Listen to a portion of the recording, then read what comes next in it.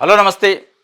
ఈరోజు ఆంధ్రప్రదేశ్ వార్తాపత్రికలో వచ్చిన వార్తలు, ఆ వార్తల వెనుకున్న వాస్తవాలని విశ్లేషించే ప్రయత్నం చేద్దాం. ముందుగా సాక్షి పేపర్‌లో నిన్న జగన్మోహన్ రెడ్డి, మాజీ ముఖ్యమంత్రి జగన్మోహన్ రెడ్డి గారు పులివెందుల పర్యటనలో వైఎస్ఆర్‌సీపీ కార్యకర్తలకి, నాయకులకి వాళ్ళకి ధైర్యం చెప్పే ఒక స్టేట్మెంట్‌నిచ్చారు. చీకటి కొన్నాళ్లే రాబోయే రోజులు మనవే. కష్టాలు చెప్పుకున్న ప్రజలకు ధైర్యం చెప్పిన వైఎస్ జగన్ పులివెందుల క్యాంప్ కార్యాలయంలో ఏకధాటిగా ప్రజలతో మమేకం. మాజీ సీఎంను కలిసేందుకు కిక్కిరిసిన జనసందోహం. జై జగన్ నినాదాలతో మారుమోగిన క్యాంప్ కార్యాలయం. ఇప్పట్లో వై ఆ, ఇప్పట్లలో వైఎస్ఆర్సీపీ నేత సుధాకర్ రెడ్డి కుటుంబానికి పరామర్శ. రోడ్డు బాగోలేదని పోస్ట్ పెట్టినందుకు రిమాండ్కు పంపించారని మర్రిపాడు యువకుల ఆవేదన. అక్రమ కేసులకు జడవద్దు, వచ్చేది మన ప్రభుత్వేనని ఒక భరోసా ఇచ్చే ప్రయత్నం చేశారట వైఎస్ఆర్సీపీ కార్యకర్తలకి. చీకటి కొన్నాళ్ళే ఉంటుంది, రాబోయే రోజులు మనవే. కష్టాలు కోసం చెప్పుకున్న రైతులు, ప్రజలు, కార్యకర్తలు, అక్రమ కేసులు ఎదుర్కొంటున్న కొంతమంది కార్యకర్తలు చెప్పిన అన్నీని ధైర్యం చెప్పే ప్రయత్నం చేశారు. పదే పదే జగన్మోహన్ రెడ్డి గారు ఈ మధ్యకాలంలో వచ్చేది మనదే, అయిపోయింది 2.5 సంవత్సరాలు, ఇంకా పట్టు అని 3 సంవత్సరాలు మాత్రమే ఉంటాడు చంద్రబాబు నాయుడు గారు, కూటమి ప్రభుత్వం, ఇంక మీరేం చేస్తారు, ఇక నెక్స్ట్ నేను వచ్చి చేస్తా అని పదే పదే చెప్తున్నాను. అంటే జగన్మోహన్ రెడ్డి గారికి ఉన్న ధైర్యం ఏంటి? అది నిజంగా వారు చెప్తున్న, కార్యకర్తలు చెప్తున్న ధైర్యం బలమా, అతి విశ్వాసం అనే ఒక డౌట్ అయితే వస్తుంది. ఇప్పుడు ఎందుకంటే కూటమి చాలా బలంగా ఉంది. 3 పార్టీలు ఇంతవరకు పరపక్షాలు లేవు. వాళ్ళు 15 సంవత్సరాల పాటు ఈ కూటమి ఇట్లే ఉంటుందంటున్నారు. కేంద్ర ప్రభుత్వంతోని వాళ్ళకున్న సంబంధాలు ఎక్కడా చెడలేదు. ప్రజలకి మేమేదో చేస్తున్నాం, పెట్టుబడులు తెస్తున్నాం, రకరకాల పేర్లతోని ప్రచారం జరుగుతుంది. ప్రజలు అమరావతి విషయంలో, పోలవరం విషయంలో అంటే అక్కడ జరుగుతున్న పనులను చూస్తున్నారు. అదేగాక పెట్టుబడి తెచ్చే విషయంలో, పెట్టుబడిదారులతోని ఒప్పందాల విషయంలో కొన్ని కనిపిస్తున్నాయి, కొన్ని గ్రౌండింగ్ అవుతున్నాయి. ఎట్ ద సేమ్ టైం దాంతోపాటు రెండో దశ భూ సమీకరణ అమరావతి కోసం అభివృద్ధి చేస్తామని చెప్పి, అమరావతికి చట్టబద్ధత, ఇట్లాంటి రకరకాల స్టెప్స్ జరుగుతున్నాయి. ఈ డబుల్ ఇంజన్ సర్కార్‌లో వాళ్ళు కొంత అక్కడి నుంచి అప్రూవల్స్ తెచ్చుకోవడం గానీ, అమరావతికి చట్టబద్ధత తేవడం గానీ, పోలవరానికి క్లియరెన్స్ తెచ్చుకోవడం గానీ, లేదా ఆర్సెల్ఆర్ మిట్టల్ కంపెనీ లాంటి, గూగుల్ రైడన్ లాంటి తెప్పించే దాంట్లో గానీ, వాళ్ళు కొంత సక్సెస్‌గా ముందుకెళ్తున్నారు. సరే, క్షేత్రస్థాయిలో ప్రజల్లో ఎట్లుంది, రైతులు, మహిళలు, కార్మికులు, కర్షకులు, వీళ్ళ వర్షన్ ఎట్టుందని పక్కన పెడితే, ఒక ఓవరాల్‌గా చూసినప్పుడు ఒక ఇంటర్ప్రిటేషన్, ఒక నెరేషన్ అయితే చంద్రబాబు నాయుడు గారు ఏదో చేస్తాడు, కొంత పర్వాలేదు అనే ఒక సిచ్యువేషన్‌ని వాళ్ళు క్రియేట్ చేశారు. కానీ ఈ పరిస్థితుల్లో కూడా జగన్మోహన్ రెడ్డి మనమే వస్తాం, గెలిచేది మనమే, రాబోయేది మనమే అని చెప్తున్నారు. అంటే అది నిజంగా ఆ ధైర్యం, సరే ధైర్యం ఇవ్వటంలో తప్పులేదు. కార్యకర్తలకి ఏ నాయకుడైనా ధైర్యం ఇవ్వాల్సిందే. లేదంటే మనం ఓడిపోతాం, మనం గెలవని ఎవరు చెప్పరు. గెలుస్తామని చెప్పాలి. కానీ ఆ ధైర్యం నిజంగా బలం ఉందా? లేదా విశ్వాసం ఎక్కువ ఉందా? ఇట్లాంటి మీటింగులు ఎప్పుడో ఒక నెలకో, 2 నెలలకో ఎక్కడో ఒక దగ్గర మీటింగ్ పెట్టి, ఇక మళ్ళీ ప్రజల్లో కనపడకుండా, ఇక మనం వచ్చేది మనమే అంటే నమ్ముతారా ప్రజలు? నమ్మితే మీ కార్యకర్తలు నమ్మొచ్చేమో. కానీ ప్రజల కోణంలో, ప్రజలు ఎదుర్కొంటున్న అనేక సమస్యల విషయంలో ప్రభుత్వం వ్యతిరేక కార్యకలాపాలు చేస్తుంది, ప్రజా వ్యతిరేక కార్యకలాపాలు అంటున్నారు మీరు. అటువంటి విషయంలో ఒక పార్టీగా, అపోజిషన్ లీడర్‌గా మీ ఉద్యమాలేవి? ప్రజల పక్షాన నిలబడాలి కదా! ప్రకటనలు వేరు, పని వేరు. చేసి చూపించాలి. ప్రకటనతో ధైర్యం వస్తుందేమో, అదే పనితో నమ్మకం వస్తుంది. ఆ పనేంటి? రైతుల సమస్య ఉంది. రైతులు ఈరోజు మొక్కజొన్న రైతులు విలవిల్లాడుతున్నారు. మార్కెట్ సెంటర్లు లేవు, కొనుగోలు కేంద్రాలు లేవు, వాళ్ళని పట్టించుకునేవాళ్ళు లేరు. దీంతోపాటు గతంలో మనం చూసినాం, పత్తి రైతులు, మిర్చి రైతులు, చీనీ రైతులు, మొక్కజొన్న రైతులు, వీళ్ళందరికి సంబంధించి కూడా సమస్య వచ్చినప్పుడు జగన్మోహన్ రెడ్డి గారు వచ్చి పరామర్శిస్తారు తప్ప, దాన్ని ఇంకా పెద్ద స్థాయిలో ప్రభుత్వం పైన ఒత్తిడి చేసి, ప్రభుత్వం వాళ్ళకి న్యాయం చేసేలాగా చేస్తే అది బలం, అది విశ్వాసం. కేవలం అయిపోయింది, జగన్మోహన్ రెడ్డికి 5 సంవత్సరాలు ఇచ్చారు కాబట్టి, చంద్రబాబు నాయుడు గారికి 5 సంవత్సరాలు టర్మ్ అధికారం ఇచ్చారు, నెక్స్ట్ నాదే వంతు వస్తుంది. వంతులు వారికి ఇయ్యరు కదా! ఇక్కడ వంతులు ఉండవు కదా! ఒక వంతు తెలుగుదేశం పార్టీ, ఇంకొక వంతు వైసీపీ అనేది లేదు కదా! ఆ పద్ధతిలో జగన్మోహన్ రెడ్డి గారు చెప్తున్నారు, వాళ్ళది అయిపోతే నాదే కదా, నేనే ఎక్కుతా అనే పద్ధతిలో. మీరు ఎక్కాలి అంటే జనాలు నమ్మాలి, ఓట్లేయాలి. ఇప్పటికే మీరు గడిచిన 5 సంవత్సరాల్లో మీరు చేసిన పరిపాలన పైన విమర్శలు, మీరు చేసిన పరిపాలనలో పదే పదే తెలుగుదేశం పార్టీ పత్రికలు విధ్వంసం చేసిండని చెప్తున్నారు. అప్పులు చేసిండని చెప్తున్నారు. అభివృద్ధి శూన్యమని చెప్తున్నారు. అనేక విమర్శలున్నాయి. ఆ విమర్శలకు సమాధానం, అనేక కేసులు, సిట్టులు వీటన్నిటిపైన ప్రజలను కన్విన్స్ చేయాలి కదా! ఆ విమర్శలను ఎదుర్కోవాలి. విమర్శలకు సమాధానం చెప్పాలి. విమర్శలకు సమాధానం చెప్తూనే, విమర్శలు తప్పని చెప్తూనే, తప్పని ఒప్పించే ప్రయత్నం ప్రజలకు చేస్తూనే, ప్రజలకు ఈరోజు ఉన్న ప్రభుత్వం చేస్తున్న ప్రజా కంటక నిర్ణయాలపైన వ్యతిరేకమైన వాళ్ళు ప్రజా వ్యతిరేక నిర్ణయాలపైన పోరాటాలు చేయాలి. వాళ్ళకి మేలు చేయాలి. వాళ్ళకి లాభం జరిగే విధంగా చేయాలి. ప్రభుత్వాన్ని మెడలు వంచాలి. అప్పుడు కదా ప్రజలు నమ్మేది. ఇది ఏది చేయకుండా జగన్మోహన్ రెడ్డి గారు అంటే స్టేట్మెంట్స్ ఎట్లా ఉన్నాయంటే అయిపోయింది, ఆయన 3 ఏళ్ళు ఉంది, ఇంకా అయిపోయింది, మనమే వస్తామంటే వంతు కాదు కదా ఇది అనేది ప్రజలు మాట్లాడుకున్న పరిస్థితి. అది కల్పించాలి జగన్మోహన్ రెడ్డి. ఒక నమ్మకం, విశ్వాసం కల్పించాలి. అతి విశ్వాసం, అతి నమ్మకం కూడా మంచిది కాదు. ధైర్యం ఇవ్వటం తప్పులేదు. ఆ ధైర్యం వెనక నమ్మకం కల్పించాలి. ఇది ఒక వార్త. సాక్షికి సంబంధించి గీతం దోపిడీకి చెక్ పెడతాం, విశాఖపట్నంలో వైఎస్ఆర్సీపీ నేతల హెచ్చరికలు. గీతం వర్సిటీ భూముల్లో అక్రమ నిర్మాణాలకు వ్యతిరేకంగా ర్యాలీ. రిషికొండలో వర్సిటీ ఎదుట బైఠాయింపు. 2.5 గంటల పాటు నిరసన. అప్పుడు 70, ఇప్పుడు 55 ఎకరాలు చంద్రబాబు సర్కారు దారాదత్తం. పేద ఎస్సీ, ఎస్టీ, బీసీ విద్యార్థులకు మాత్రం ఫీజు సీట్లు కేటాయించలేదని ఫైరు. హాజరైన మాజీ మంత్రి గుడివాడ అమర్నాథ్. పార్టీ విశాఖ జిల్లా అధ్యక్షులు కేకే రాజు అట గీతం యూనివర్సిటీకి 54 ఎకరాల భూమిని, 55 ఎకరాలు అంటున్నారు, 54 ఎకరాల భూమిని అఫీషియల్గా విశాఖపట్నం మున్సిపల్ కౌన్సిల్ తీర్మానం చేసి వాళ్ళకి రెగ్యులరైజ్ చేసే ప్రయత్నం చేశారు. దాని విలువ కోట్ల రూపాయలు ఉంటుందని విమర్శలు వచ్చినాయి. అయినా ఎక్కడ చంద్రబాబు నాయుడు గారు ఆ విషయంలో ఎనికిపోలేదు. నేను ముందుకే పోతా అంటే చంద్రబాబు నాయుడు గారు ఎందుకు ఎనికిపోలేదు అంటున్నా అంటే చంద్రబాబు నాయుడు గారు బంధువు ఆయన.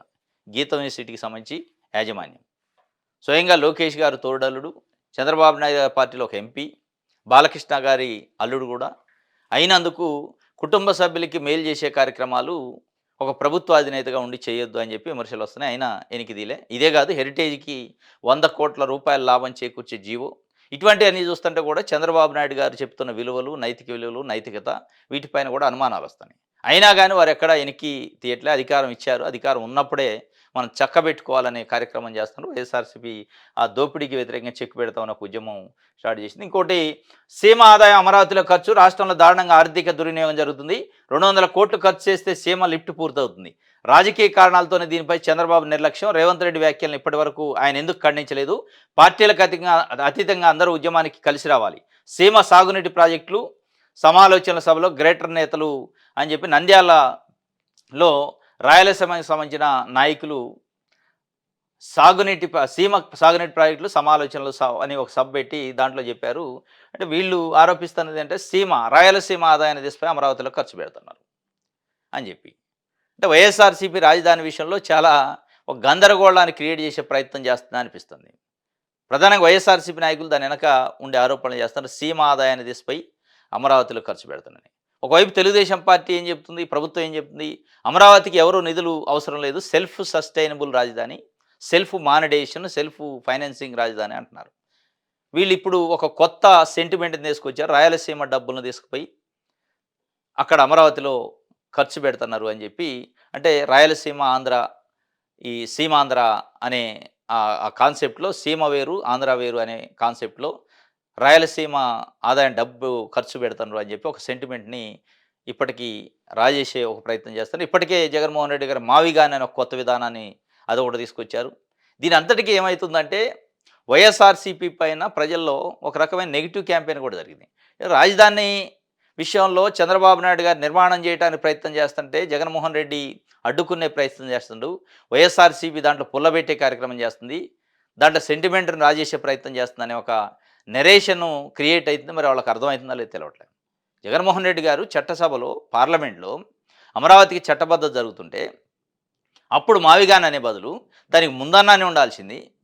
లేదా ఒకవేళ అప్పుడు ఆ మావిగాన్ బదులు అమరావతి విషయంలోనే ప్రజలకు ఎదుర్కొంటున్న సమస్యలు, రైతులు ఎదుర్కొంటున్న సమస్యలు, రాష్ట్ర ప్రజల ముందు అనేక ప్రశ్నలు ఉన్నాయి. ఆ ప్రశ్నల్ని ప్రభుత్వం ముందు ఉంచితే ప్రజలు మెచ్చుకునేవాళ్ళు.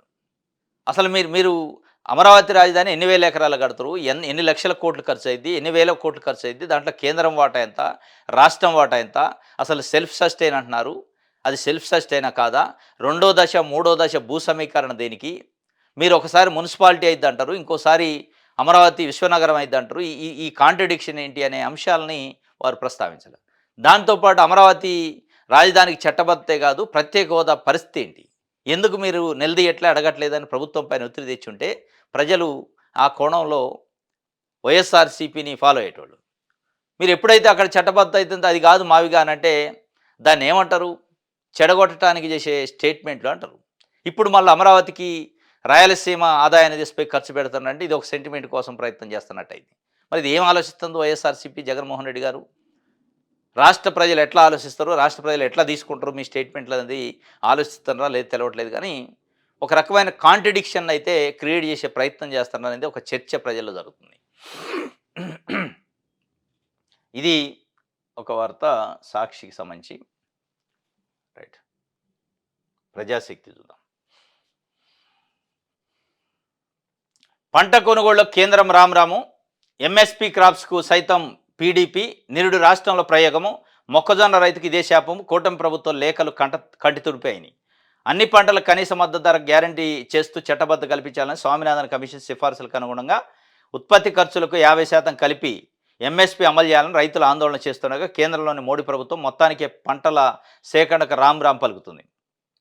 పంటల్లో రైతులకు మార్కెట్లో రైతులకు పంట ధరల పతనమైన సందర్భాల్లో ప్రభుత్వ సంస్థలు నేరుగా మార్కెట్లో జోక్యం చేసుకొని ఎంఎస్పీపై పంటలు కొనుగోలు చేసేవి. ఎంఎస్పీ లేని పంటలను సైతం ప్రైస్ సపోర్ట్ స్కీము పిఎస్ఎస్ కింద రైతులు నష్టపోకుండా ధర నిర్ణయించి కొనుగోలు చేసేవి. ఇక నుంచి ప్రభుత్వ సంస్థలు నేరుగా రైతుల నుంచి పంటలు సేకరించవు. ఎంఎస్పీ లేని కొన్ని పంటలకు గత ఏడాది ప్రయోగాత్మకంగా ప్రైస్ డిఫరెన్స్ పేమెంట్ అని ఒకటి తీసుకొచ్చారు. ఇప్పుడు మనకి తోతాపూరి మామిడి రైతులు ఎదుర్కొన్న ఆ ధర సమస్యలు అదే తీసుకొచ్చారు.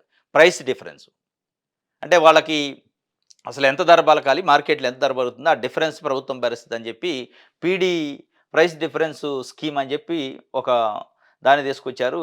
ప్రైస్ డిఫరెన్స్ పేమెంట్ అది కేంద్రం అమలు చేసింది. సదరు ప్రయోగంలో కూటమి పాలనలో ఆంధ్రప్రదేశ్ కూడా ఉంది. పైలట్ ప్రాజెక్టు పేరిట పైలట్ ప్రాజెక్టు పేరిట కోకో, ఉల్లిపాయలు, చిత్తూరులో తోతాపూరి మామిడి పంటలకు పీడీపీని అమలు చేసింది. మిర్చికి పీడీపీ అమలు చేస్తామని ప్రకటించి రైతులకు ₹1 కూడా ఇవ్వలేదు. ఇది వాస్తవంగా ఇది ఎంఎస్పీ ధర ఉన్న పంటలు వేరుంటాయి, ఎంఎస్పీ ధర లేని పంటలు వేరుంటాయి. ఎంఎస్పీ మినిమం సపోర్ట్ ప్రైజు కేంద్రం గుర్తించి ఒక 22 పంటలను గుర్తించింది. ఆ 22 పంటలకి మినిమం సపోర్ట్ ప్రైజ్ ఉంటుంది. దాని ప్రకారం ప్రభుత్వం వాళ్ళ కార్పొరేషన్లతో, మార్క్‌ఫెడ్ ఇట్లాంటి సంస్థలతో కొనుగోలు చేయించాలి. అది చేయించట్లే.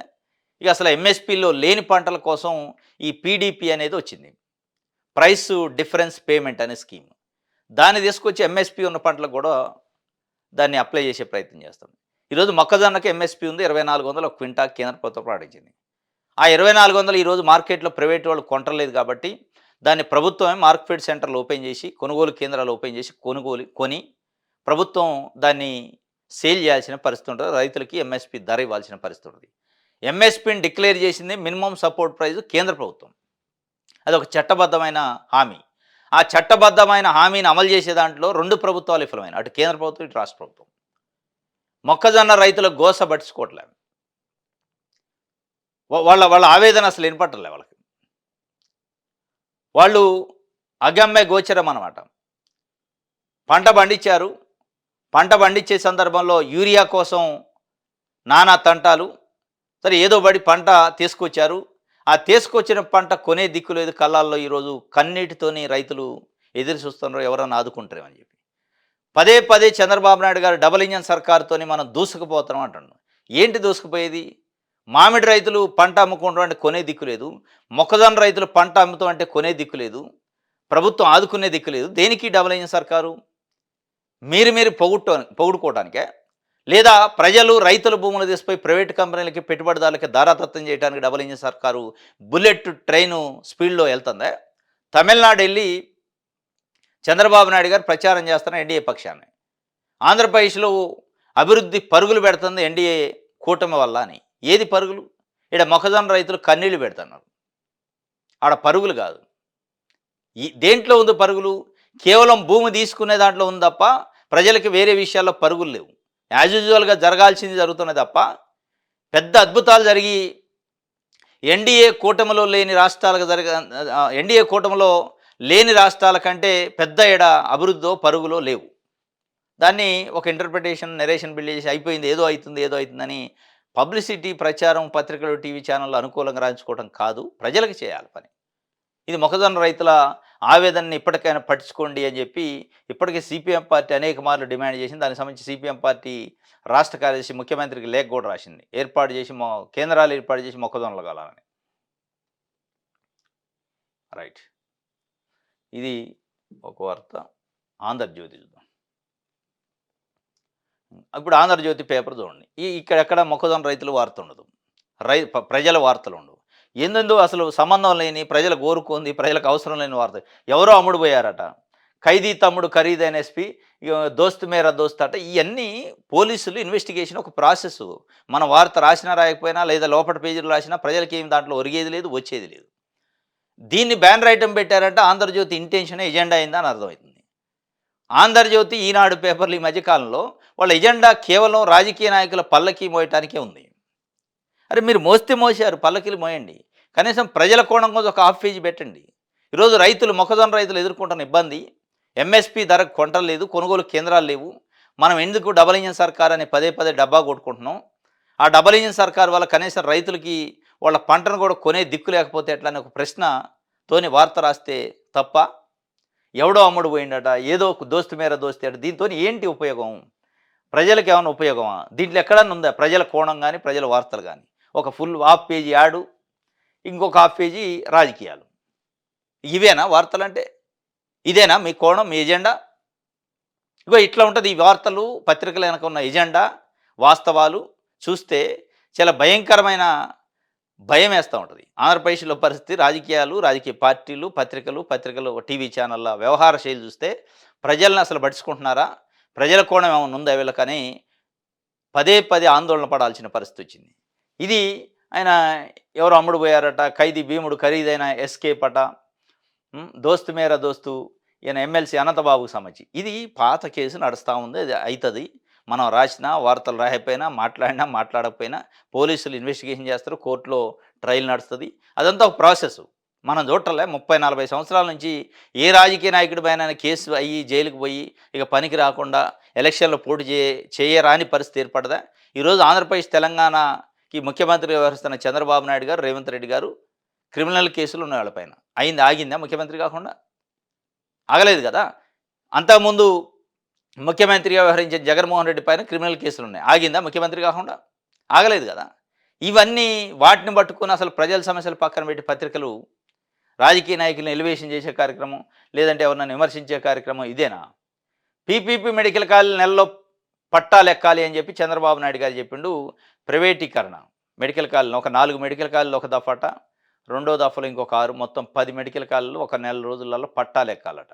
ఈ పట్టాలు ఎక్కే కార్యక్రమంలో రైతుల గురించో, లేదా ఇంకా ప్రజలకు ఇచ్చిన అనేక హామీలు ఉన్నాయి. సూపర్ 6లో మహిళలకు 1500 రూపాయలు, నిరుద్యోగులకు నిరుద్యోగ భృతి, ఉద్యోగాలు, మెగా డిఎస్సీలు, ఇట్లా అనేకం ఉన్నాయి. ఈ పట్టాలు ఎక్కాలని చెప్పడు, పీపీపీ పట్టాలు ఎక్కాలి. ఇప్పుడు అది ఇంపార్టెంట్.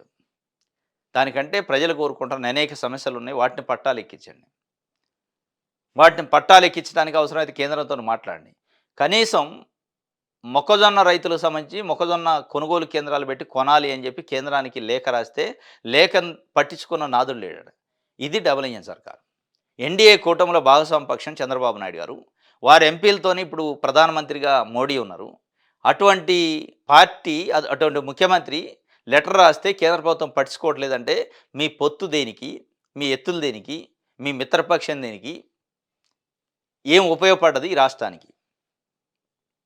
మాటలు తప్ప చేతలు ఎక్కడున్నాయి అనేది ఒకసారి ఆత్మపరిశీలన చేసుకోవాలి.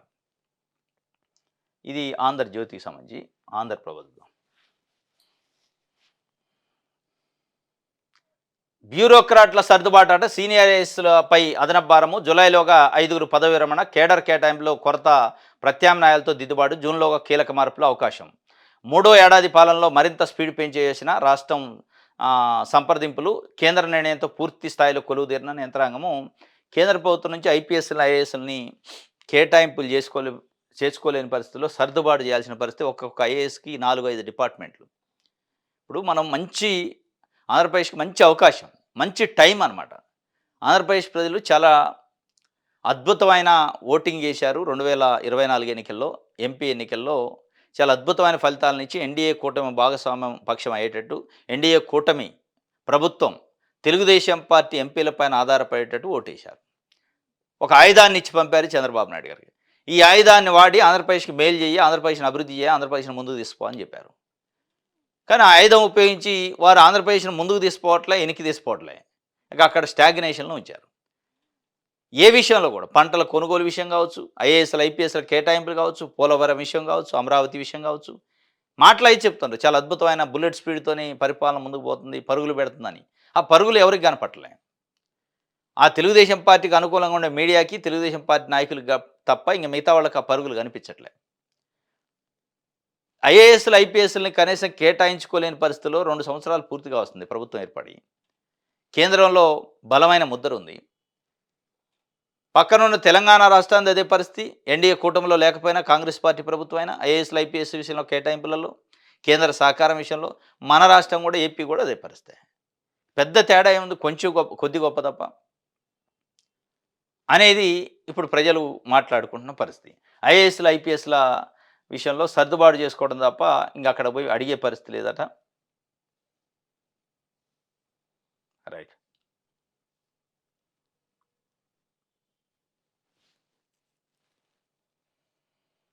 హ్మ్.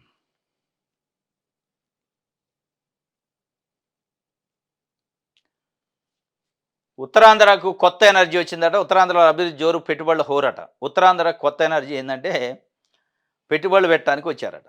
4,200,00,00,000 పెట్టుబడి. దాంతోని ఒక 2,100 మందికి జాబులొస్తాయట. ఇక అది ఉత్తరాంధ్రకి ఎనర్జీ అని చెప్తుంది.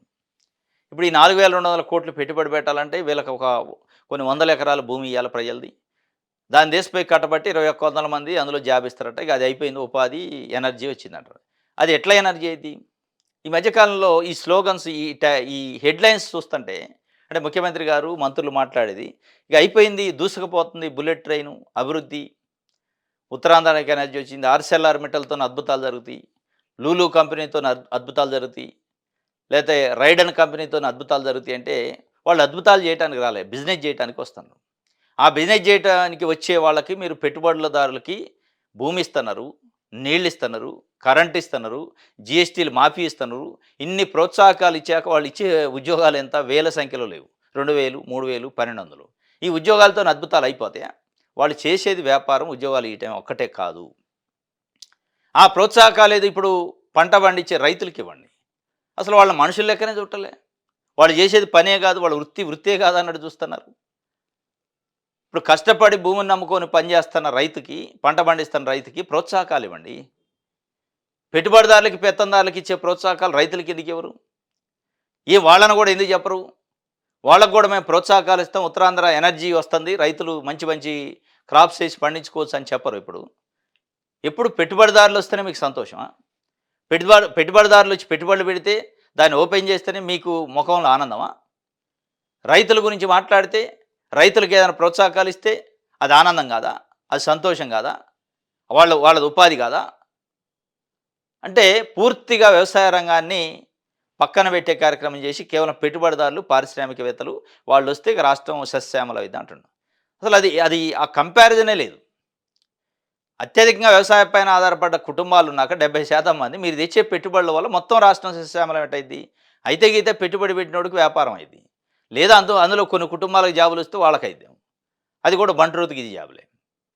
ఇక దీంట్లో మొత్తం రాష్ట్రం సస్యశ్యామలం అంటే మొత్తం రాష్ట్రం సస్యశ్యామలం కావాలంటే మెజారిటీ ప్రజలు ఏం వృత్తి చేస్తున్నారు? వ్యవసాయం. ఆ వ్యవసాయం వృత్తిలో ఉన్న మెజారిటీ ప్రజలకి ప్రభుత్వాలు ప్రోత్సాహకాలు ఇవ్వాలి. వాళ్ళని ప్రోత్సహించాలి. వాళ్ళు పండించే పంటకు మార్కెట్ కల్పించాలి. పండించడానికి అవసరమైన విత్తనాలు, ఎరువులు, కరెంటు, నీళ్లు, వీటిలలో సబ్సిడీలు వాళ్ళని అక్కడ ప్రోత్సహించాలి. బ్యాంకు లోన్లు ఇటువంటి ఇప్పించి మొత్తం పంట పండించాక పండిన పంటని అమ్మే దాంట్లో కూడా మార్కెట్ ధర ఇప్పించి ప్రోత్సహిస్తే వాళ్ళు అద్భుతంగా ఈ దేశాన్ని ముందుకు తీసుకోవడానికి మనకి వస్తారు. దాంతోపాటు అప్పుడు పరిశ్రమలు ఉండాలి. ఇక మొత్తం పరిశ్రమలో ఉంటే మనం బాగుపడతామంటే అది ఎట్టి పరిస్థితుల్లో అయ్యే పని కాదు. తినడానికి తిండి ఎక్కడి నుంచి వస్తుంది? ఇక పరిశ్రమలో పెట్టుబడిదారులు పెట్టి ఏదో ఒక వస్తువులు ఉత్పత్తి చేసి అమ్ముతూ ఉంటారు.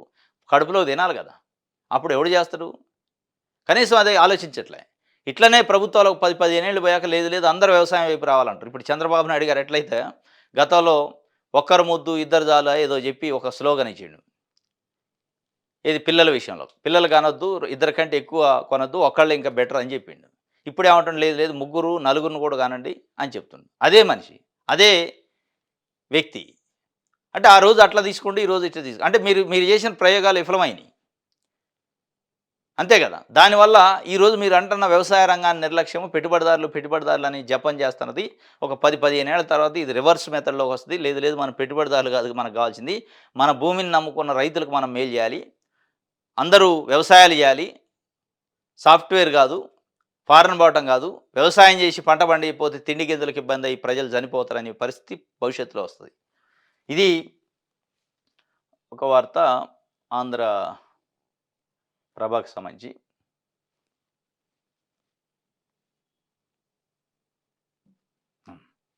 రైట్. వార్తా పేపర్‌లో నెలలోగా పీపీపీ మెడికల్ కాలేజీలు మొదటి దశలో 4 తర్వాత 6 కాలేజీల నిర్మాణం. త్వరలో స్టేట్ హెల్త్ ఇన్వెస్ట్‌మెంట్ విధానము శరవేగంగా సంజీవని ప్రాజెక్టు విస్తరణ. అమరావతిలో న్యాచురోపతి సంస్థ కోసం కేంద్రానికి లేఖ రాశాడట.